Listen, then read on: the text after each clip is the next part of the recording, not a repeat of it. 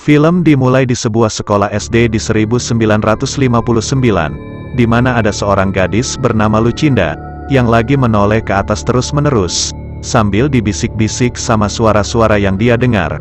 Karena saking fokusnya, dia sampai nggak dengar wali kelasnya yang bernama Ibu Taylor, yang memanggilnya untuk masuk ke kelas. Di dalam kelas, Ibu Taylor memberitahu kalau besok ada acara pembukaan sekolah secara resmi, karena sekolah ini masih baru dibangun.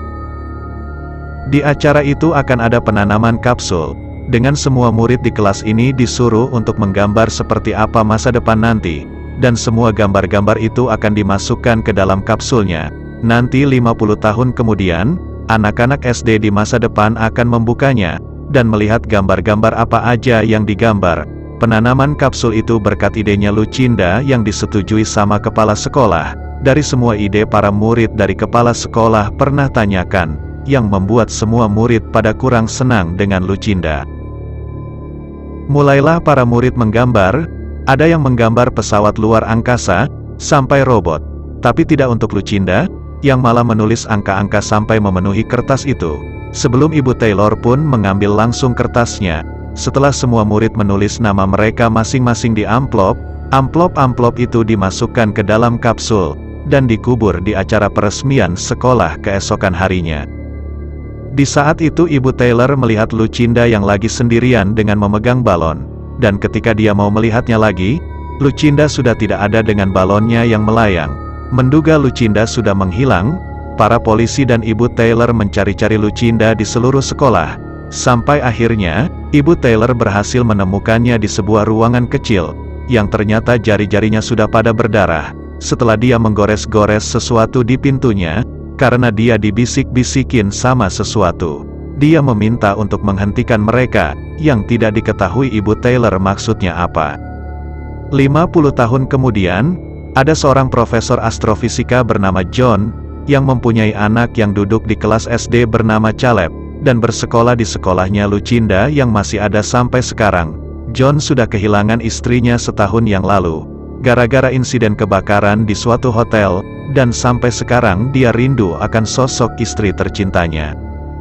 Suatu hari, John melihat anaknya yang masih nonton TV di larut malam, jadi dia memintanya untuk mematikannya, tapi Caleb membalas kalau besok tidak ada kelas, karena besok ada acara perayaan 50 tahun sekolahnya. Sebelum tidur, Caleb biasa melepaskan alat bantu pendengarannya, karena dia mempunyai masalah dengan indera pendengarannya. Esok harinya di kampus, John meminta kedua siswa untuk menjelaskan apa aja tentang matahari, yang dijawab mereka kalau suhu permukaannya sekitar 5.500-an derajat Celcius di permukaannya, 15 juta derajat di intinya, ada hidrogen, helium, karbon, dan nitrogen. Lalu, John menanyakan kenapa matahari bisa berada di jarak yang tepat dari planet bumi, sehingga kehidupan bisa berevolusi, dan mereka semua bisa kuliah di waktu sekarang ini. Dia berpikir kalau semuanya punya tujuan, urutannya sudah ditentukan, tapi ada argumen yang mengatakan kalau semuanya adalah kebetulan, dari hasil rentetan kecelakaan kimia yang rumit dan lain-lainnya. Setelah kelasnya selesai, John bertemu dengan rekan dosennya bernama Phil, yang mau mengajaknya untuk ngopi. Namun John baru teringat kalau dia sudah ada janji sama anaknya untuk menghadiri acara 50 tahun sekolahnya, jadi dia pun cepat-cepat pergi ke sekolahnya. Di sana si kepala sekolah memperkenalkan Ibu Taylor yang sudah tua, dan setelah pita yang mengelilingi kapsulnya digunting, akhirnya kapsulnya pun bisa diambil. Melihat kapsulnya mau dibuka, Caleb pergi untuk mendapatkan amplopnya, dan setelah mendapatkannya, alat pendengarannya membunyikan suara nyaring dari bisikan-bisikan yang dia dengar. Ternyata, Caleb mendapatkan amplop dari Lucinda, dengan isinya yang tentu aja banyak angka-angkanya. Di saat itu dia melihat seseorang berbaju hitam yang misterius, dan setelah dia diganggu sama temannya, si misterius itu sudah menghilang. Malam harinya di rumah, John menjadi kesal ketika melihat kertasnya Lucinda yang Caleb bawa, karena ini milik sekolah, dan Caleb seharusnya gak boleh membawanya, tapi Caleb beralasan kalau mungkin itu ada maknanya, seperti teka-teki matematika atau semacamnya. Setelah menyuruhnya untuk mengembalikannya ke sekolah, Caleb pergi tidur, di mana John melihat dia yang menonton video tentang ibunya yang dia rindukan. Kerinduan ini tentu aja dialami John juga. Jadi dia minum-minum sambil nonton TV, sampai-sampai dia gak sadar kalau minumannya tumpah. Oleh karena itu dia pergi untuk membersihkan gelasnya, tapi dia gak sengaja menaruh gelasnya di kertasnya Lucinda, sehingga kertasnya meninggalkan bercak berbentuk lingkaran. Namun John menjadi tertarik dengan angka-angka di dekat lingkaran itu, terutama angka 9101-2996, karena dia teringat sebuah peristiwa yang bersejarah yang pernah terjadi di negaranya. Dia mencari tentang maksud angka itu, dan menebak kalau angka itu maksudnya adalah bulan September, tanggal 11, tahun 2001, dan 2996 orang yang meninggal. Artinya itu adalah peristiwa serangan tanggal 11 September tahun 2001 di sebuah menara kembar dari sekelompok teroris, yang membuat John menjadi gak percaya kalau angkanya benar, berpikir angka-angka ini adalah tebakan untuk peristiwa-peristiwa besar yang akan terjadi setelah tahun 1959. Alhasil John mulai terobsesi dengan angka-angka itu, jadi dia menulis ulang semua angka-angka itu ke papan, dan menebak peristiwa-peristiwa penting yang pernah terjadi di seluruh dunia dari angka-angka itu. Banyak dari peristiwa itu adalah peristiwa besar yang menghabiskan hidup banyak orang, dan sampai suatu ketika dia mau menebak peristiwa selanjutnya, dia menjadi kaget melihat sekelompok angka tertentu, dan akhirnya gelasnya pun pecah. Esok harinya di sebuah observatorium, dia membagikan angka-angka itu ke Phil, terutama mencocokkan angka itu ke peristiwa menara kembar. Dia melihat semua angka itu tertuju ke tanggal peristiwa-peristiwa besar, dan semuanya benar, kecuali 3 kelompok angka yang peristiwanya belum terjadi. Dia menebak kalau besok di suatu tempat di bumi, akan ada peristiwa yang akan menghabisi hidup 81 orang dari angka 81 yang dia temukan. Ini tentu aja susah dipercaya Phil. Jadi John berusaha meyakinkannya dengan berita kebakaran hotel dengan istrinya yang meninggal, kalau peristiwa itu juga ada dalam daftar di angka-angka itu. Dia menambahkan kalau dia udah semalaman mencoba mencari kesalahannya, tapi gak menemukan satupun. Meskipun begitu, Phil tetap gak percaya, menganggap John cuma mau melihat apa yang mau dia lihat pada angka, alias cuma kebetulan aja. Dia menambahkan kalau gara-gara kehilangan istrinya lah yang membuat pikirannya John menjadi gak normal, sehingga dia menjadi kecewa, dan dia pun pergi untuk melanjuti penyelidikan angka-angka misteri ini. John kemudian pergi ke rumahnya Ibu Taylor, di mana dia memberitahu ceritanya tentang Lucinda, kalau dia pernah menemukannya di sebuah ruangan kecil sekolah, dan ada menuliskan nomor gak jelas dengan mencakar pintu. Dia mengaku gak tahu kenapa Lucinda bersembunyi waktu itu, dan Lucinda sendiri gak tahu apa yang membuatnya melakukan cakaran itu. Ketika John menanyakan di mana Lucinda sekarang, Ibu Taylor menjawab kalau Lucinda sudah meninggal beberapa tahun yang lalu. Jadi John berusaha mencari info tentang Lucinda ke orang lain. Sementara itu, Caleb lagi bermain bola sendirian, dan setelah datang mobil dengan 2 orang di dalam, alat pendengarannya Caleb menjadi kumat mengganggunya lagi. Sambil mendengar bisikan-bisikan itu lagi, Caleb pergi mendekati kedua orang itu, dan dikasih sebuah batu hitam. Di saat itu John melihatnya, oleh karena itu dia cepat-cepat mengamankan Caleb, dan menanyakan siapa kedua orang itu, yang dijawab dia kalau orang itu cuma orang biasa. Ketika John mencari info tentang kematiannya Lucinda untuk mengetahui tempat tinggalnya, dia dikagetkan sama kedatangan adiknya bernama Grace, yang mengajukan diri untuk menjaga Caleb, agar John bisa keluar tanpa rasa khawatir. Ketika Grace mulai berbicara tentang orang tua mereka terutama ayah mereka, John menyuruhnya untuk berhenti, sebagai pertanda kalau dia memiliki hubungan yang kurang harmonis dengan ayahnya. Di malamnya, John memeriksa semua siaran berita di TV, untuk mengetahui apakah benar ada 81 orang yang akan tewas hari ini setelah pergantian hari di jam 12 malam lewat. Tapi setelah ditungguin terus-menerus, ternyata nggak ada berita tentang tewasnya nyawa 81 orang, hanya berita biasa terutama tentang cuaca panas. Sekarang udah sore hari, dan John baru bangun dari tidurnya setelah begadang, serta baru teringat kalau sekarang waktunya dia untuk menjemput anaknya di sekolah. Jadi dia langsung pergi. Namun naasnya terjadi kemacetan panjang gara-gara ada kecelakaan di jalanan. Setelah memilih bantuan jalur tercepat ke sekolah dari layar GPS-nya, dia berpesan ke Phil melalui voicemail kalau dia mau baikan. Tapi di saat itu, perhatian John tertuju ke angka di posisi GPS-nya. Dari angka itu, dia teringat tentang sekelompok angka yang pernah dia lihat, yaitu 42417120. Sesuai dengan angka yang ada di layar GPS, dia menduga kuat kalau angka-angka yang bukan di bagian terlingkari adalah angka yang menunjukkan lokasi, dan angka itu sekarang menunjukkan lokasi di mana John berada. Jadi John keluar untuk memeriksa situasinya, dan menanyakan kondisi kecelakaannya. Nggak lama setelah itu dia mendengar suara keras, yang ternyata ada pesawat jatuh ke jalanan, dan akhirnya pesawat pun habis. Merasa penasaran, John cepat-cepat memeriksa situasinya, dan melihat ada orang yang terbakar, ada yang terkena ledakan, sampai ada yang masih terjebak di dalam pesawat, sebelum ada petugas yang mulai menolong para korban. Alhasil insiden itu menjadi breaking news, dan sesampainya di rumah, John masih merasa kaget dengan insiden itu. Apalagi diberitakan memakan korban jiwa sampai 81 orang, sama seperti yang ada di kertas angka. Beberapa waktu kemudian, datang Phil yang sudah menerima voicemailnya John dan mengetahui dia yang berada di lokasi kejadian. Kedatangan Phil adalah untuk membicarakan tentang angka-angka misterius itu, dan mereka menyimpulkan kalau angka-angka itu menunjukkan tanggal, jumlah yang meninggal, dan lokasi peristiwanya. John lalu memberitahu kalau masih ada 2 musibah lagi yang tersisa, menganggap angka-angka itu adalah peringatan untuk dia. Tapi Phil merasa itu adalah peringatan agar mereka menjauh, yang bisa aja John habis hidupnya hari ini.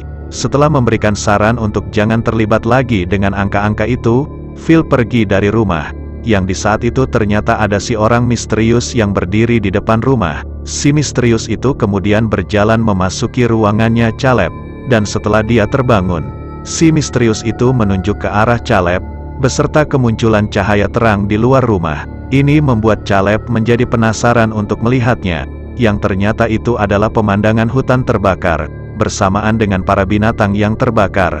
Alhasil Caleb teriak ketakutan, yang sontak membuat John pergi ke ruangannya, untuk menenangkannya dari mimpi buruknya.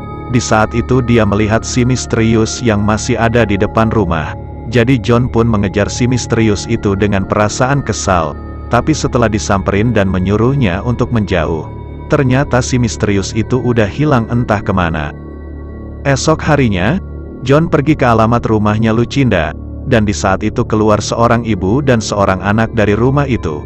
Bertujuan untuk mencari tahu lebih lanjut, John memutuskan untuk mengikuti mereka dari belakang, sampai mereka tiba di sebuah tempat museum.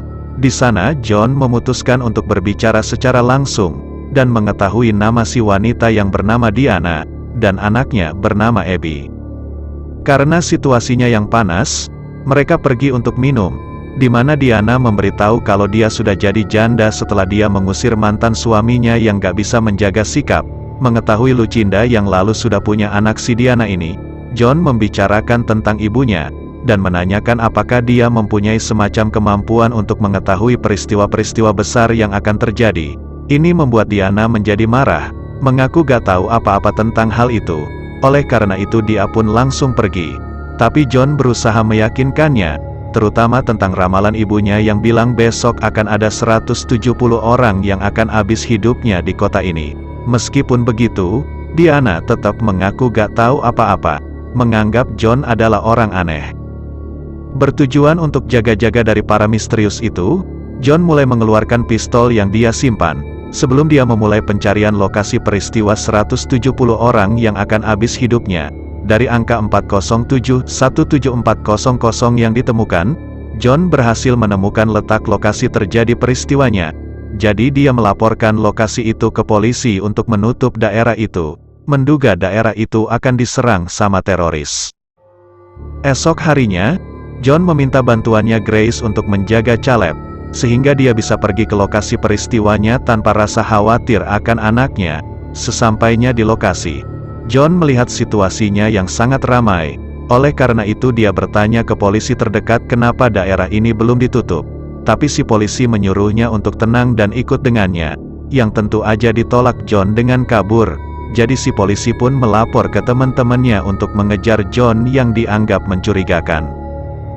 John kabur ke arah stasiun kereta bawah tanah, di mana situasinya sangat ramai, karena berada di pusat kota dengan banyak karyawan yang menggunakan kereta. Di sana John berusaha mencari seseorang yang mencurigakan, dan ada melihat seorang pria yang menyembunyikan sesuatu di dalam jaketnya, mengira itu adalah bom. Ini membuat si pria menjadi ketakutan dengan kabur.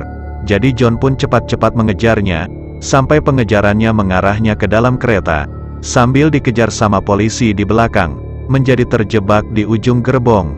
Si pria mencurigakan akhirnya menyerah, dan ternyata apa yang dia pegang bukanlah bom, melainkan kotak-kotak film yang dia curi. Sementara itu, ada kereta lainnya yang datang dari depan, tapi jalur keretanya menjadi error, yang membuat keretanya keluar dari jalur dalam kecepatan cukup tinggi. Ini lalu diketahui John. Oleh karena itu dia pun langsung menyuruh semua orang untuk mundur. Namun kereta dari depan itu sudah mental mengarah ke banyak orang di peron, sehingga banyak orang pada nggak sempet untuk kabur. Alhasil banyak dari mereka pada ketabrak kereta, dan akhirnya 170 orang pun menjadi korban tewas. Beberapa waktu kemudian, semua orang pada keluar dari stasiun, dengan banyak dari mereka yang terluka. Sementara John masih baik-baik aja dengan perasaan lagi-lagi terkejut seperti sebelumnya. Di malamnya, John kembali ke rumahnya, di mana dia kedatangan Diana yang mulai mengaku tentang kemampuan ibunya.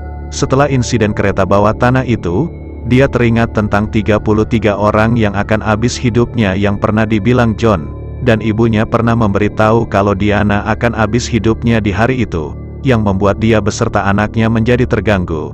Merasa gak yakin seseorang bisa meramalkan peristiwa masa depan, dia mengaku gak mau tahu masa depannya, karena pada akhirnya semua orang juga akan habis hidupnya.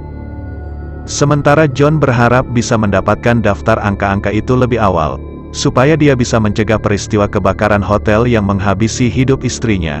Jadi Diana memutuskan untuk membantu John, dengan memberitahu di mana lokasi rumah lama ibunya di tengah hutan, untuk mencari petunjuk apapun tentang misteri angka-angka itu. Sebelum mereka memasuki rumahnya, Diana merasa heran dengan dua nomor terakhirnya yang dia duga bukan nomor 33, tapi itu huruf EE yang ditulis terbalik, karena dia teringat anaknya yang suka melakukan itu waktu dulu. Mereka kemudian memasuki rumahnya, dengan di mana mereka menemukan foto ibunya Diana yang masih kecil, dan mengungkapkan kalau ibunya meninggal gara-gara overdosis, dengan jasadnya yang ditemukan di kamarnya. Di sebuah ruangan, ada banyak kumpulan berita-berita tentang peristiwa besar yang pernah terjadi, dan di kumpulan itu, John menemukan sebuah gambar yang menarik perhatiannya, dengan seseorang yang dikasih sebuah kertas, 4 makhluk yang bersayap, dan sebuah sesuatu berbentuk bulat. Jadi mereka memutuskan untuk mengambilnya. Selanjutnya di kamar Lucinda, John merasa menginjak sesuatu, yang ternyata itu adalah batu hitam yang pernah anaknya terima dari para orang misterius. Di sampingnya masih ada batu-batu hitam lainnya, dengan banyak kata-kata di bawah kasur. Oleh karena itu John mencoba mendirikan kasurnya, dan menjadi kaget melihat kata-kata itu, yang ternyata itu adalah kata, semuanya, dari inisial EE yang mereka ketahui di angka-angka, yang berarti peristiwa selanjutnya akan menghabisi semua makhluk hidup di bumi. Sementara itu, Caleb kembali mendengar bisikan-bisikan itu lagi, yang ternyata para orang misterius datang mendekatinya lagi. Si misterius itu bilang untuk ikut dengannya, jadi Caleb pun sontak membunyikan klakson mobil, untuk memberitahu John dan Diana untuk segera kembali. Ternyata para misterius itu udah gak ada, dan setelah mendengar kesaksian dari para anak, John melihat salah satu orang misterius itu yang berjalan ke dalam hutan. Oleh karena itu John cepat-cepat mengejarnya dengan pistol, sampai dia menemukan si misterius itu, dan menanyakan apa yang dia inginkan dari anaknya. Tapi si misterius itu gak menjawab, melainkan membuka mulutnya yang memunculkan cahaya terang yang membutakan John untuk beberapa saat, dan si misterius pun sudah menghilang ketika mata John kembali normal. Setibanya di rumah John, Diana mengaku kalau para misterius itu pernah mengikuti anaknya juga, yang menandakan kalau Abby juga bisa mendengar bisikan-bisikan misterius itu sama seperti Caleb. Di pagi harinya, John melihat Abby yang lagi melakukan sesuatu ke gambar misterius itu, yang ternyata dia mewarnai kuning untuk seseorang yang berada paling atas, menandakan kalau orang itu sebagai matahari. Berpikir itu masuk akal, John pergi ke observatorium lagi, di mana dia dan Phil memeriksa aktivitas matahari yang pernah mereka pelajari, yang waktu itu di tahun 2001. Matahari pernah melepaskan suarnya. Ketika diperiksa lagi, John menduga kuat kalau suar yang pernah dilepaskan matahari itu adalah peringatan bagi semua orang, dan yang akan terjadi nanti adalah suar matahari super yang bisa menghabisi semua makhluk hidup di bumi. Phil berpikir kalau mereka harus memberitahu hal ini ke pemerintah, tapi John yakin kalau pemerintah sudah mengetahui akan ancaman ini sebelumnya, merasa terancam akan terjadi kiamat. John bertanya bagaimana caranya menghentikan kiamat itu. Walaupun dia tahu kalau itu nggak mungkin, ancaman ini juga dirasakan Phil, jadi John menyarankannya untuk bersama orang tercinta selagi bisa. Sebelum dia membicarakan tentang kiamat ini ke Diana, Diana mengaku salah sudah berpura-pura menganggap ibunya gila, dan sekarang dia berpikir untuk bersembunyi di sebuah goa yang mungkin bisa menyelamatkan mereka. Ini disetujui John, jadi mereka pun bersiap-siap untuk membawa semua keperluan. Dan John menelpon ayahnya untuk memperingatkannya tentang kiamat itu. Tapi ayahnya berpikir kalau dia gak perlu menyelamatkan diri, karena dia merasa siap kapanpun Tuhan Yang Maha Esa memanggilnya, sebelum terjadi gangguan sinyal di jaringan telepon mereka berdua, sebagai pertanda kalau aktivitas matahari mulai meningkat. Ketika John memanggil Caleb untuk segera pergi, dia menjadi kaget melihat anaknya yang malah menulis angka-angka seperti Lucinda, dan terus menulis-nulis. Sampai dia garuk-garuk di meja untuk menulis angka 155, 23445. Setelah dihentikan, mereka semua pergi menuju gua itu. Namun Diana merasa kalau jalan yang mereka lalui bukan jalan ke gua, yang ternyata malah ke sekolahnya Caleb. Ini dikarenakan John teringat tentang cerita Lucinda yang pernah garuk-garuk di pintu ruangan kecil sekolah, menduga kuat kalau tujuan Lucinda waktu itu adalah untuk memberitahu koordinat terakhir untuk mereka bisa selamat dari kiamat, dan bukan malah ke gua. Jadi dia pergi ke sana untuk mengambil pintunya, lalu dia bawa kembali ke rumah, untuk dia bisa mengupas lapisan kayunya untuk mengetahui angka koordinatnya. Ini susah dipercaya Diana, oleh karena itu dia pun memutuskan untuk tetap pergi ke gua bersama dengan Caleb. Beberapa saat kemudian, John berhasil mendapatkan angkanya, dan memasukkan angka itu ke alat GPS-nya, yang ternyata itu mengarah kembali ke lokasi tempat dia bertemu si orang misterius di tengah hutan. Mengetahui Diana yang sudah pergi dengan mobilnya sendiri, John pun cepat-cepat mengejarnya dengan mobil miliknya. Di tengah perjalanan, Diana harus pergi ke SPBU untuk mengisi BBM, dan di tengah transaksinya, dia dikejutkan dengan TV yang menayangkan siaran darurat dari pemerintah yang memberitahu tentang suar matahari super itu. Tapi yang mengumumkan bukanlah presiden, melainkan panglima militer, dan dia mengabarkan kalau penampungannya sudah penuh. Jadi dia menyarankan ke semua warga untuk mencari tempat perlindungan sendiri. Ketika ditanya di mana presiden, si panglima menjawab kalau presiden dan semua stafnya sudah dibawa ke lokasi yang aman, sebagai pertanda kalau mereka sudah mengetahui ancaman suar matahari super ini sebelumnya. Sementara itu, Caleb menjadi khawatir akan ayahnya, oleh karena itu dia pun menggunakan telepon umum untuk menelpon ayahnya. Nggak lama setelah itu datang Diana yang mengambil alih teleponnya, dan memberitahu John lokasi mereka sekarang. Di saat itu John bersikeras untuk mereka segera pergi ke rumah lamanya Lucinda lagi, dan menekankan kalau gua itu gak bisa menyelamatkan mereka, karena radiasi matahari yang akan menembus 1,6 km ke dalam kerak bumi. Meskipun begitu, Diana gak percaya dengan tetap pergi ke gua, tapi gak lama setelah itu perhatiannya tertuju ke sebuah batu hitam di depannya, yang ternyata para orang misterius itu menculik Caleb dan anaknya dengan menggunakan mobilnya Diana. Menjadi panik, Diana pun cepat-cepat mengejar mereka dengan menggunakan mobil orang yang sedang mengisi bensin. Sesampainya di lampu lalu lintas yang lagi merah, Diana gak mau mengantri dengan langsung melewati semua mobil, dan akhirnya dia pun ditabrak truk yang lagi melintas. Dalam kondisi sekarat, Diana melihat batu hitam yang berada di depannya, dan cuma bisa terus melihat dan melihat. Sementara itu, John sudah sampai di SPBU, dan menanyakan kesaksian si bapak kasir tentang Diana. Si bapak kasir memberitahunya, jadi John pun cepat-cepat melanjutkan perjalanannya. Ketika SPBU-nya terjadi panik buying setelah ancaman suar matahari super itu diumumkan pemerintah. Tapi ada juga yang malah menjarah makanan dan minuman karena saking paniknya. Sesampainya di lampu lalu lintas itu, John memeriksa lokasi kejadian kecelakaannya, dan mengetahui Diana yang mengalami kecelakaan. Para petugas ambulan lagi berusaha menyelamatkan Diana. Namun naasnya mereka nggak berhasil. Dan akhirnya Diana pun meninggal. Waktu meninggalnya Diana adalah jam 12 malam lewat di hari akan terjadi kiamat ini. Sebagai pertanda kalau ramalannya Lucinda tentang kapan Diana meninggal sudah benar. Walaupun dia gak meninggal gara-gara kiamat, ketika memegang tangannya, John menemukan batu hitam yang ternyata dipegang Diana sebelum meninggal. Sebagai pemberitahuan kalau Caleb dan Abby sudah diculik sama para orang misterius itu. Beberapa waktu kemudian, John sampai di daerah tempat dia bertemu si orang misterius itu, dan mengetahui tanahnya yang ternyata dipenuhi dengan batu-batu hitam, yang menandakan kalau para misterius itu memberikan batu hitamnya sebagai petunjuk. Setelah melihat mobil yang diparkir para misterius itu, John akhirnya bertemu dengan si salah satu misterius, dan meminta untuk mengembalikan anaknya. Gak lama setelah itu datang Caleb yang menyuruhnya untuk berhenti, dan membuat John menjadi tenang setelah mengetahui anaknya, dan Abby masih gak apa-apa. Setelah datang ketiga teman dari si misterius, Caleb bilang kalau para misterius itu sebenarnya sudah melindungi mereka selama ini, dan sekarang para misterius itu datang untuk mereka, serta sudah mempersiapkan jalannya.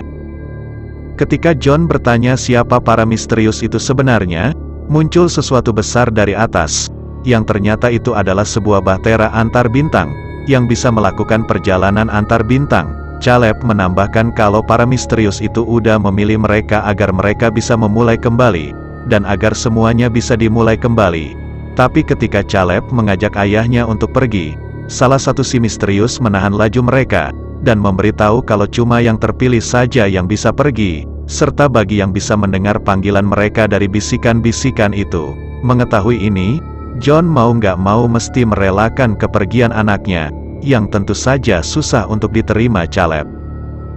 Jadi John memberikan sebuah kalung yang berisi foto mereka bersama ibunya Caleb, untuk menjadi pengingat akan keluarganya. Berpisahlah Caleb dengan ayahnya, dengan para misterius itu yang mengungkapkan wujud aslinya, yang ternyata mereka adalah makhluk luar angkasa yang bersayap, seperti yang ada di gambar misteri di rumahnya Lucinda. Setelah salam perpisahan terakhir dengan John, Caleb dan Abby diterbangkan menuju ke bahtera, dan akhirnya mereka pun meninggalkan bumi, bersamaan dengan bahtera-bahtera yang lain dari seluruh dunia yang ternyata ikutan meninggalkan bumi juga.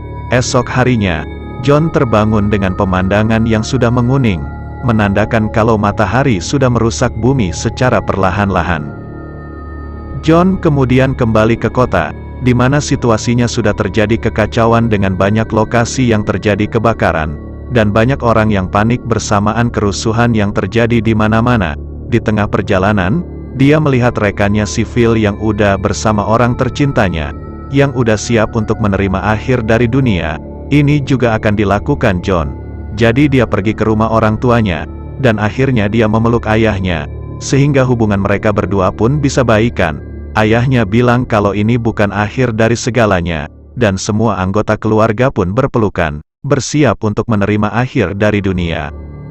Mulailah kiamat itu terjadi dengan suar matahari super yang menyerang, menghabisi semua makhluk hidup yang ada, dan akhirnya bumi pun hancur beserta isinya. Film diakhiri dengan Caleb dan Abby sudah sampai di dunia lain yang damai dan tentram, di mana mereka berlari di lapangan luas, menuju ke pohon misterius putih besar yang mengisyaratkan sebagai Tree of Life, atau pohon kehidupan. Pastikan untuk klik subscribe, lonceng, dan like-nya ya. Sekian dari saya. Terima kasih sudah menonton. Sampai bertemu lagi di alur cerita film selanjutnya.